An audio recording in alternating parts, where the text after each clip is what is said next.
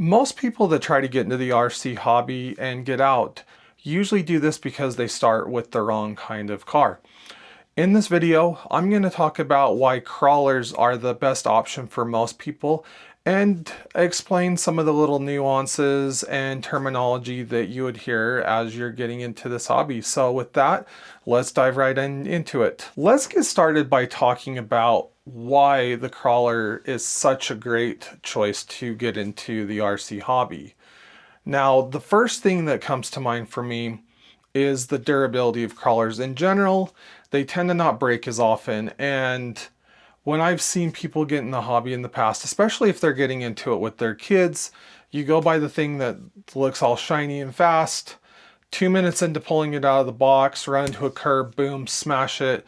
You're back to the hobby shop, buying more parts. This cycle just repeats, and so the RC is not enjoyable because you're breaking it every time you go out. You've got to go and dedicate just as much time to put it back together, and it just becomes kind of a chore. Versus with crawlers, they're built to be a little bit more durable, like using this little green guy here, the Phoenix RTR. You can see the body's a little bit more stout. You have the bumpers, or even yep, it's clumsy.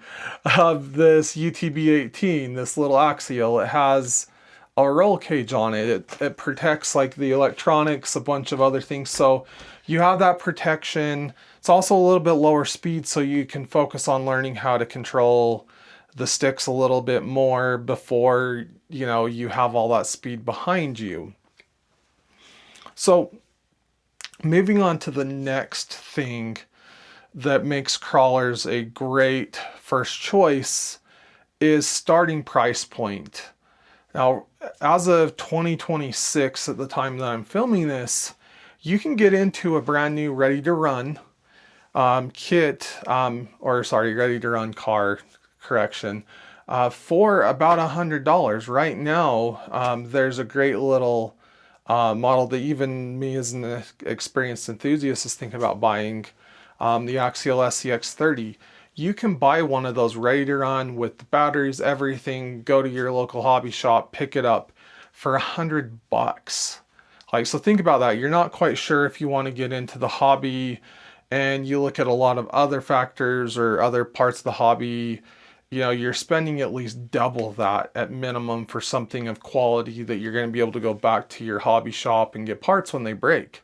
So I love that starting point that you can get in super low. And there's, the spread. I mean, you can go up to spending thousands of dollars if you want to. So there's that room for growth. So you have that price point, you have the durability. And right now in the hobby, there's so much variety and customizability that also makes them so much fun. So especially you get into, this is a trail truck, and we're going to dive into the differences between these in a moment.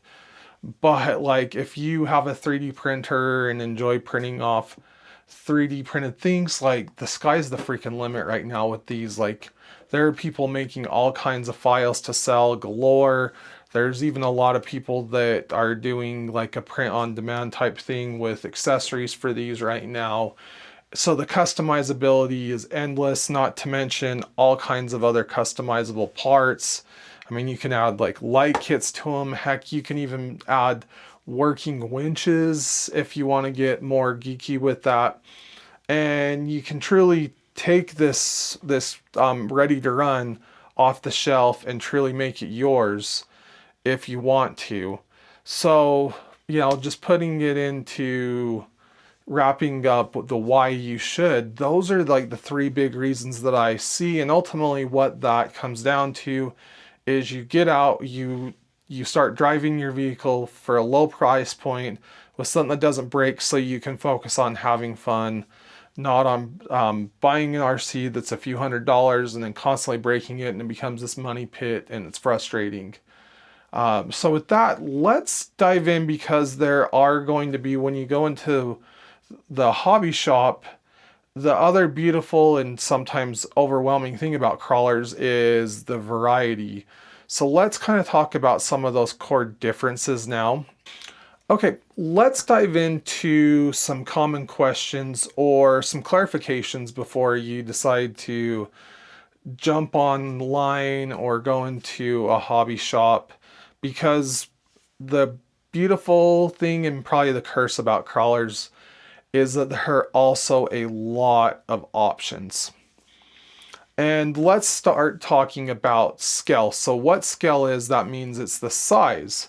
So you can see here, like just to give you a visual representation of talking about different scales or sizes, I have what's called an 18th scale here. This is, for record of the model, this is an Axial UTB 18. Of course, upgraded a little bit. We're not going to jump down that rabbit hole right now. Versus these two guys right here, these are both 10th scales that I have. And 10th scales are the most common option that you'll see. Now, your entry point, I mentioned a little bit earlier in the video, $100 is like your starting point for a good hobby crawler. You will be starting at what's called the 30th scale right now. That model particular that I'm calling out is an Axial SCX 30. And those start at $100, but they are even smaller than this guy. They're about the size of probably like a Rockstar energy drink can, but still tons of fun. I mean, it's something I own. Then you'll go up to a 24 scale that's a touch bigger, but smaller than this guy. Then you have the 18th scale, and then like I say, the meat and potatoes of the crawler choices fall into 10th scale. I'm going to mention 6th scale, but we're not going to dive on that. Those are big mamba jambas that weigh 30, 40 pounds. Very few people use them, and the price point there is over $1,000. And if you're watching this video, that's probably not somewhere you're going to go. And even at that, most enthusiasts stick kind of in this land or the 24 and the 30 scales. So 10 scale is where you're going to have the bulk of your options. Now, there are 3 or 4 brands that are great to start off with, and I like them because you can find parts in almost any hobby shop, any online retailer you go to. You'll be able to get replacement parts, and the thing that we all love, upgrade parts. And those 3 brands that I would go and look for starting out: Axial. They're also the ones that are going to be making pretty much every scale that we're talking about, all the way from the 30th to the 6th scale. You also have Traxxas. Traxxas has 2 phenomenal lines. There's the TRX4, the TRX4M. And then you also have Vanquish, which is what both of these happen to be. You'll discover from my channel, I'm a little bit of a Vanquish fanboy. It is what it is. We all find what we like, right? But those 3 brands, you also have Associated or Element, as it's called, that are great. You get a little bit more niche with a few other brands, but I'm not going to overwhelm you. I would say starting off, I would probably stick to Axial, Vanquish, or Traxxas. And it's, like I say, it's the availability is the big thing, as well as the overall fit and finish and quality. So that's your scale and your brand. Now, one thing that I get tons of questions about, and this is pertaining to especially the 10th scale world, is comp truck versus a trail truck. And what are some of the differences? And I'm going to go high level, and if you guys would like to see a video where I take a deep dive on comp trucks or trail trucks, let me know in the comments, and I'd be happy to make a video on that. Always looking for ideas. So let's start with the comp truck here. I'm going to throw the Vanquish out of the way. Right here, like I say, I'm a Vanquish guy. This is their VRD platform. So, you know, like I say, full tilt, more of a what we call a comp truck. I'm going to pull the body. As you can see, compared to that trail truck, the body is a lot more minimal than the trail truck is. So, you know, usually not as yeah, clunky, right? As intricate and scale looking as the trail truck is. Now, I'll also point out that, you know, a lot more bare bones, a lot more stripped down, and less skill, pretty much. And the whole point of the comp style truck, this prioritizes performance above the scale look.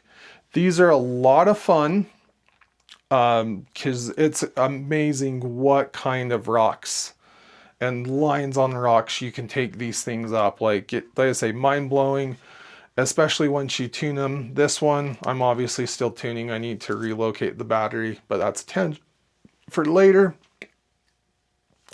But these are a lot of fun.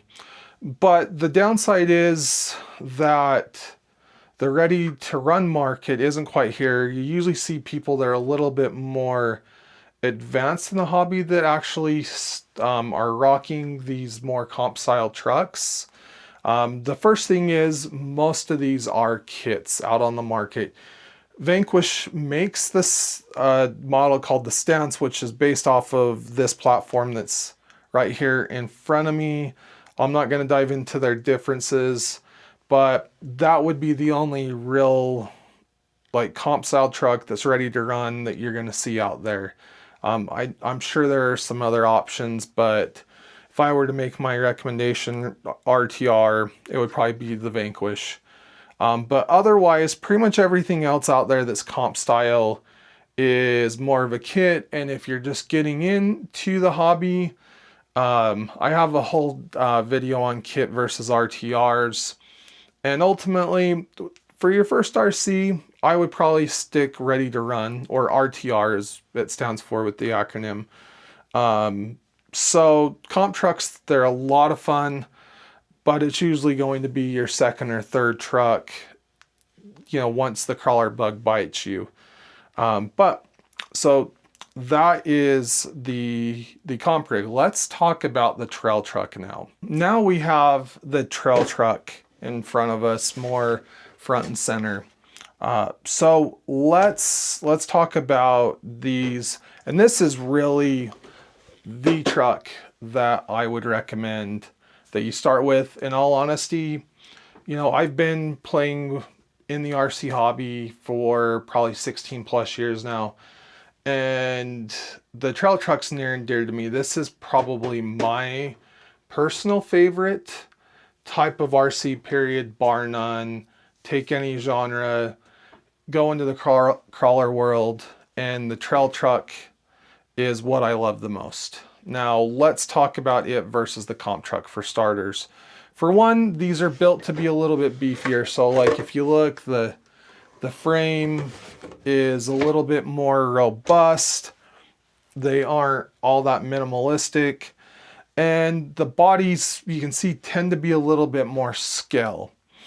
So you have a balance here. Like these things will still go out and blow your mind what you can take these up. But I like the fun of it also being a little bit more realistic. Like, you know, this truck, you see it kind of has like a Toyota, like Land Cruiser-esque old school body. And like you go through the, you know, the different brands, like I'll say like Traxxas, man, they have who knows how many different kinds of bodies they have that they put on their TRX4 platform. I mean, Ford guy, Chevy guy, heck, even a Nissan guy, like they have an old school Pathfinder now. So you get like the cool looks, not to mention like you can put on the light kits. There's 3D printed parts galore for these. So like that customizability end of it's fun, but then you can take these things out, you can drive them, you can beat them up with the bodies and the bumpers. They tend to just absorb a lot of things, which by the way, I don't think I mentioned to the comp truck, though they're still durable, everything's more minimalistic. So, you know, the door for breaking and doing real damage is a little bit more open. So, you know, you get that protection. And then the other thing, a good chunk of the trail trucks, if not the majority of the rigs out there you're going to find are ready to run. And they are great in this day and age. Like pretty much any other genre, ready to run usually means like it's going to be watered down, not up to snuff. And truth be told, even being an experienced hobbyist, this truck started as a ready to run.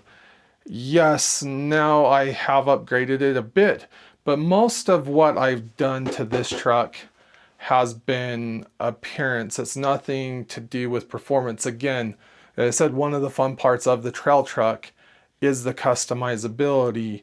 And that's a lot of what I've done with this truck. It was solid out of the box. In fact, I literally, the one run I've taken this on so far, because just barely got it, I literally pulled it out of the box, charged the batteries, and went. Of course, this one you have to buy like the main battery, but you know what I mean. I literally took it out of the box. I did not change anything on this truck and went and ran it and had a freaking ball. It was fun. I was running with my buddies without issue. So just a great starting point to go with. Like you won't be disappointed. But even like these RTRs, the aftermarket is amazing for most the major tent scale trail trucks out there. So if you decide, you know, you're enjoying it, there's so much that you can upgrade. You want to customize it. Like this one has different wheels. Heck, I've even done the axle housings to make it more unique.